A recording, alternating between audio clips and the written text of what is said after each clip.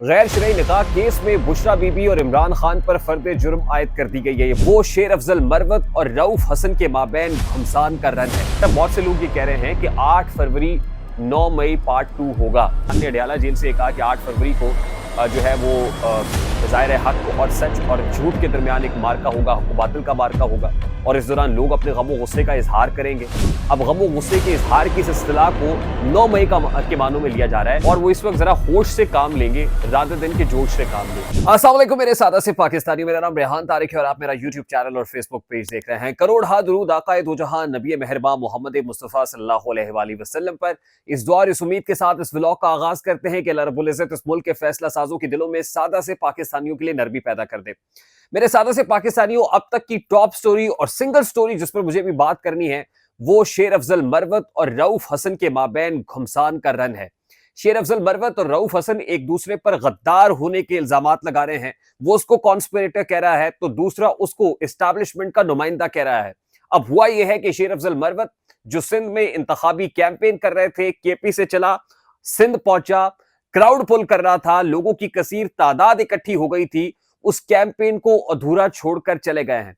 अब इस लड़ाई की अंदरूनी वजह क्या है, अंदरूनी कहानी मैं आज इस व्लॉग के अंदर आपके सामने रखूंगा, लेकिन उससे पहले इंतहाई अदब से आपसे रिक्वेस्ट करूंगा कि अगर आपने हमारा चैनल सब्सक्राइब नहीं किया है तो चैनल को सब्सक्राइब कर ले। अगर वीडियो पसंद आए तो लाइक और शेयर करना इसलिए जरूरी है कि इसकी आउटरीच बढ़ सके, मैसेज तक हमारा मैसेज पहुंचे और अगर बेल आइकन प्रेस करेंगे तो ऐसी बहुत सारी वीडियोस का नोटिफिकेशन बर वक्त आप तक पहुंचता रहेगा। शेर अफजल मरवत और रऊफ हसन के माबैन पड़े घमसान के रन पर आने से पहले मैं अब तक की इंपॉर्टेंट डेवलपमेंट्स आपके साथ शेयर कर देना चाहता हूं। सबसे पहले तो गैर शरई निकाह केस में बुशरा बीबी और इमरान खान पर फर्द जुर्म आयद कर दी गई है। ये बड़ा इंपॉर्टेंट डेवलपमेंट है कि बुशरा बीबी और इमरान खान पर फर्द जुर्म आयद कर दी गई है और गैर शरई निकाह केस है, यानी किसी भी केस के अंदर मुक्तदिर इदारे अभी तक कोई ब्रीदिंग स्पेस देने के लिए तैयार नहीं हुए। एक तरफ अडयाला जेल में बैठा कप्तान बार बार ललकार रहा है, वो अपनी गाड़ी को चौथे गियर में डाले हुए, तो दूसरी तरफ एस्टैब्लिशमेंट या मुक्तदिर हल्के भी भरपूर अंदाज में एक्शन कर रहे हैं। और हमने आपको खबर दी थी अब से चंद रोज पहले कि 190 मिलियन पाउंड केस भी बड़ा इंपॉर्टेंट है और ये गैर शरई निकाह केस भी बड़ा इंपॉर्टेंट है और उसमें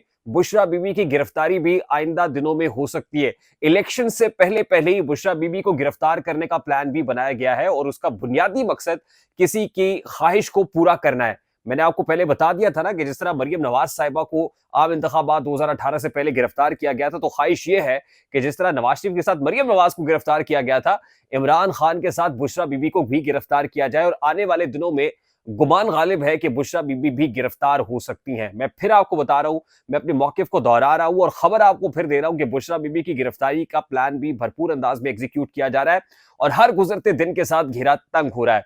दूसरी इंपॉर्टेंट डेवलपमेंट यह है कि अवामी मुस्लिम लीग के सरबराह शेख रशीद को गिरफ्तार कर लिया गया है। अब आप सोच रहे होंगे कि शेख रशीद तो चिल्ला काट के आ गया था, दोबारा गिरफ्तारी क्यों हुई है? शेख रशीद को तो पाकिस्तान तहरीक इंसाफ ने टिकट भी नहीं दिया था, तो शेख रशीद को क्यों गिरफ्तार कर लिया गया? मैं फिर आपको बता दूं कि ये गेट नंबर 4 का मामला है। ये गेट नंबर 4 और शेख रशीद का मामला है। शेख रशीद की कॉन्स्टिट्यूएंसी भी गेट नंबर 4 के अंदर आती है और गेट नंबर 4 को किसी भी सूरत हारा नहीं जा सकता, लूज नहीं किया जा सकता। तो आप समझ लीजिए कि गेट नंबर 4 के हल्के को सिक्योर करना है। अवामी मुस्लिम लीग के सरबराह शेख रशीद की गिरफ्तारी इस हवाले से इंतहाई इंपॉर्टेंट है।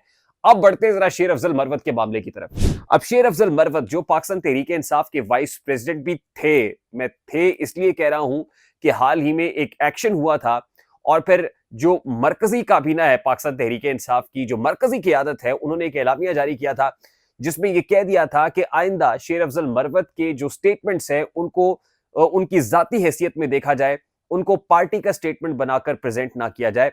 इसकी वजह यह हुई थी कि शेर अफजल मरवत की तरफ से इससे पहले तो बैरिस्टर शुएब शाहीन को गद्दार कहा जाता रहा, एस्टैब्लिशमेंट को नुमाइंदा करार दिया जाता रहा, उसके बाद शुएब शाहीन को मरकजी क़यादत में रिटेन किया, शेर अफजल मरवत को डिसोन किया, लेकिन इमरान खान के कहने पर ही वाइस प्रेसिडेंट बनाया गया था। फिर शेर अफजल मरवत ने जस्टिस काजी फायज ईसा पर अदम एतमाद का इजहार कर दिया था। जब जस्टिस काजी फायज ईसा की अदालत में केस लगा हुआ था, शेर अफजल मरवत ने फोर्सी करते हुए यह कहा कि इमरान खान का जो नुमाइंदा बनकर, इमरान खान के बकौल मैं आपको बता रहा हूं कि जस्टिस काजी फायज ईसा पर पाकिस्तान तहरीक इंसाफ अदम एतमाद का इजहार करती है, तो फिर मरकजी क़यादत की तरफ से, उसमें बैरिस्टर अली जफर हो, उसमें रऊफ हसन हो, उसमें बैरिस्टर शुएब शाहीन हो, इन सब लोगों ने फिर ये स्टेटमेंट इशू कर दिया कि शेर अफजल मरवत का ये जुमला अपनी जाती हैसियत में और आइंदा के बाद शेर अफजल मरवत को बतौर पार्टी तर्जुमान जो है वो तसव्वुर ना किया जाए। वो जो भी कह रहे हैं वो अपनी पर्सनल कैपेसिटी के अंदर कह रहे हैं। तो ये लड़ाई, ये बोन ऑफ कंटेंशन दरअसल है क्या, इस पर आने से पहले मैं आपको बताना चाहता हूं कि हुआ क्या है। गुज़श्ता रात रऊफ हसन साहब नियो टीवी के प्रोग्राम में एंकर पर्सन यशफीन जमाल के सवालों का जवाब दे रहे थे और इस दौरान उन्होंने शेर अफजल मरवत को दूसरे अल्फाज में, यानी मैं कहता हूं बबांगे दोहल, ये कह दिया कि जो उनकी स्टेटमेंट्स हैं उनके अंदर कंफ्यूजन ही कंफ्यूजन होती है, वो पार्टी को डैमेज कर रहे होते हैं। तो आप अंदाजा लगा सकते हैं कि शेर अफजल मरवत कौन है। वो इस्टेब्लिशमेंट का नुमाइंदा है, वो किस तरफ से बात कर रहा है। दूसरे लफ्जों में उन्होंने खुलकर यह कह दिया है कि वो इस्टेब्लिशमेंट का नुमाइंदा है, ये इस्टेब्लिशमेंट का चेहरा और मोहरा है और इस्टेब्लिशमेंट शेर अफजल मरवत जैसे लोगों को प्लांट करके पाकिस्तान तहरीक इंसाफ को डैमेज कर रही है।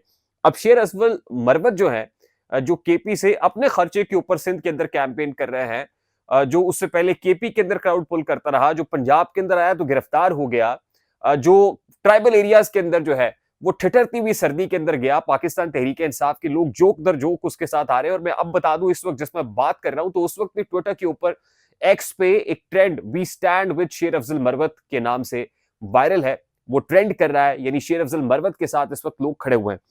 अच्छा, शेर अफजल मरवत ने अपने ट्विटर हैंडल पर रऊफ हसन से मुताल्लिक क्या कहा है, जरा मैं आपको बता देना चाहता हूं। वो कहते हैं कि Rauf has had got PTI ticket for journalist who was vituperating against Khan. He also ended PTI alliance with Shirani, Jamiyat-e-Ulama Islam Shirani group. He is serving his brother Fawad Hassan. अब फवाद हसन आपको पता है कि इस वक्त केयर टेकर कैबिनेट के अंदर मौजूद हैं और Fawad Hasan principal secretary to Nawaz Sharif भी रह चुके हैं जब वो वजीर आजम थे। और रऊफ हसन जो है फवाद हसन के सगे भाई हैं। तो वो ये कह रहे हैं कि वो अपने भाई के असल में इंटरेस्ट को सर्व कर रहा है और रऊफ हसन ने एक जर्नलिस्ट को टिकट दिलवाया। ये इशारा उनका इम्तियाज आलम साहब की तरफ है, जो इम्तियाज आलम साहब को टिकट पाकिस्तान तहरीक इंसाफ ने इशू किया। वो कहते हैं कि ऐसे जर्नलिस्ट को इशू किया टिकट रऊफ हसन की वजह से, जो पाकिस्तान तहरीक इंसाफ और इमरान खान को माजी में क्रिटिसाइज करता रहा।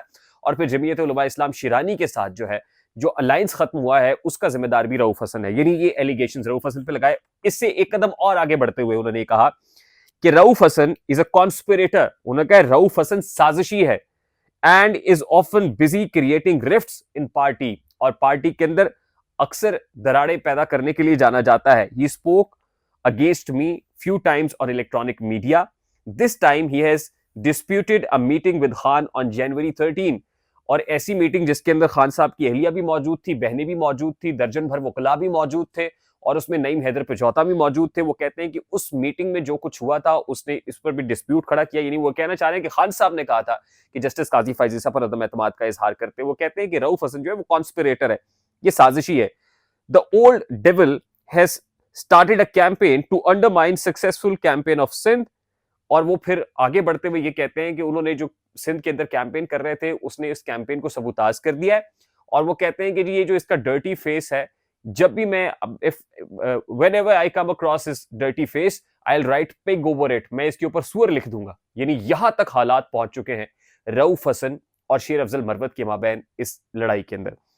अब आज से पहले हुआ ये कि जब शेर अफजल मरवत ने बैरिस्टर शुएब शाहीन पर इल्जामात लगाए थे और एस्टैब्लिशमेंट का मोहरा करार दिया था और कहा था कि बहुत सारे हमारे मामलात हमें अपनी सफों के अंदर छुपे हुए एस्टैब्लिशमेंट के किरदारों को बेनकाब करना होगा, क्योंकि यही लोग हमारे किसी प्लान को सक्सेसफुल नहीं होने देना चाहते हैं।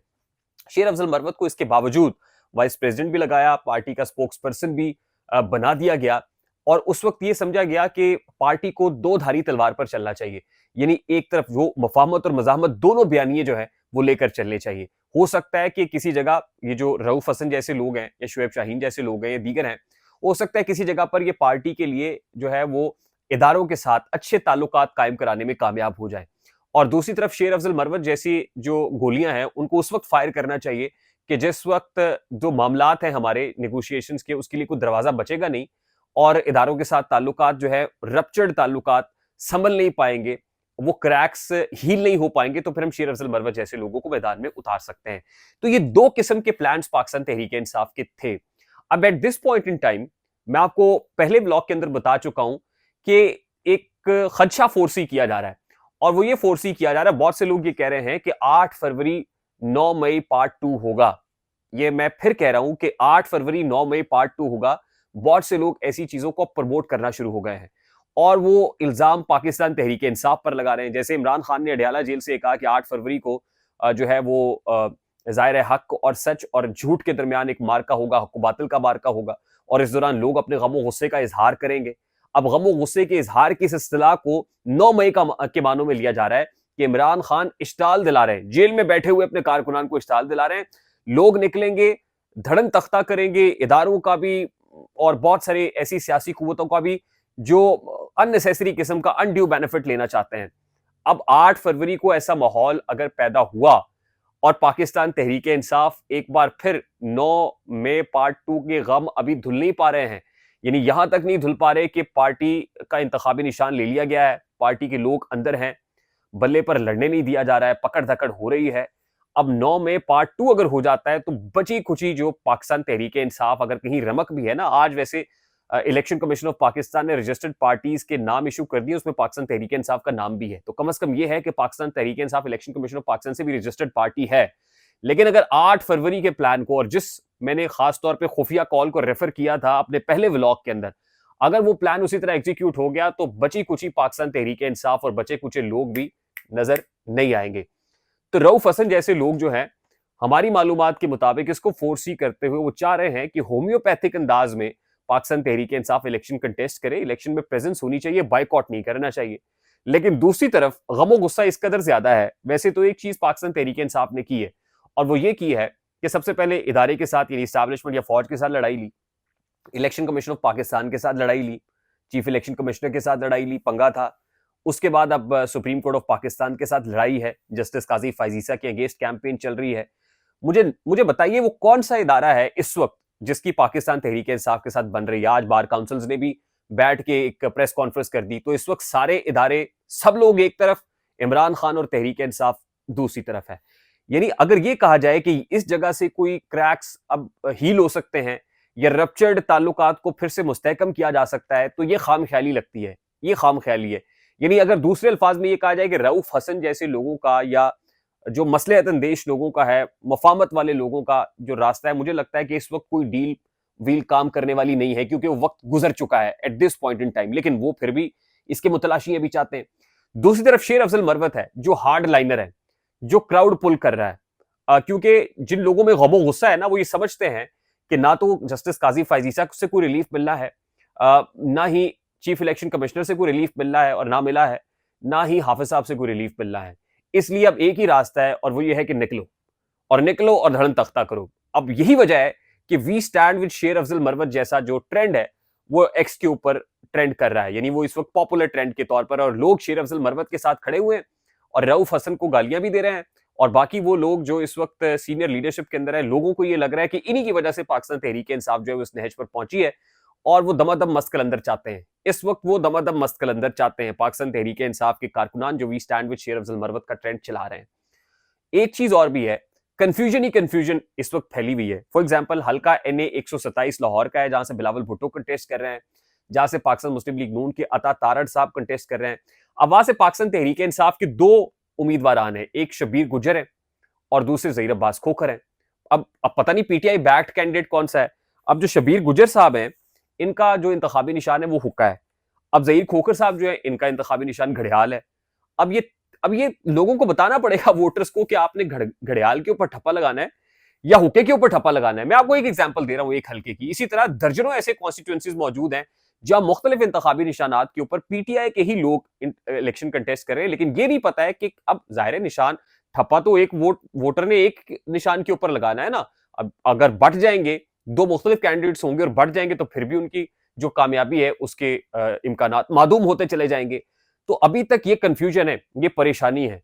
इस कंफ्यूजन को निकालने के लिए रादर देन के पाकिस्तान तहरीक इंसाफ के लोग मुत्तहिद हों, एक परचम तले जमा हो, कंसेंसस डेवलप करें, कंसेंसस डेवलप करके फैसले करें कि अपने वोटर्स को मोबिलाइज कैसे करना है और फिर उनको अवेयर कैसे करना है, एजुकेट कैसे करना है, रादर देन के गमो गुस्सा ही हो, रादर देन कि आप एक दूसरे से लड़े और उसकी चिंगारियां दूर दूर तक फैले और लोग फिर इसको कैपिटलाइज करें। तो आई होप कि मेरे जो पाकिस्तान तहरीक इंसाफ के दोस्त हैं, पाकिस्तान तहरीक इंसाफ वाले हैं, उनमें सेन वॉइसेस प्रिवेल करेंगी और वो इस वक्त जरा होश से काम लेंगे रादर देन के जोश से काम ले। तो आई होप कि बहुत सारे मामला जो हैं वो आने वाले दिनों में बड़े होश और तदब्बुर के साथ हल करने वाले हैं। अदरवाइज बची कुची तहरीक इंसाफ के धड़न तख्ते के लिए भी प्लान मुकम्मल तौर पर तैयार है। मुझे रेहान तारिक को इजाजत दीजिए, लेकिन जाने से पहले मैं इंतहाई अदब से आपसे रिक्वेस्ट करूंगा कि अगर ये व्लॉग आपको पसंद आए तो लाइक और शेयर करना मत भूलिएगा, और अगर आप हमारे चैनल पर नए हैं तो चैनल को सब्सक्राइब कर लें। मुझे इजाजत दीजिए, अपना बहुत सारा ख्याल रखिएगा। अस्सलाम वालेकुम।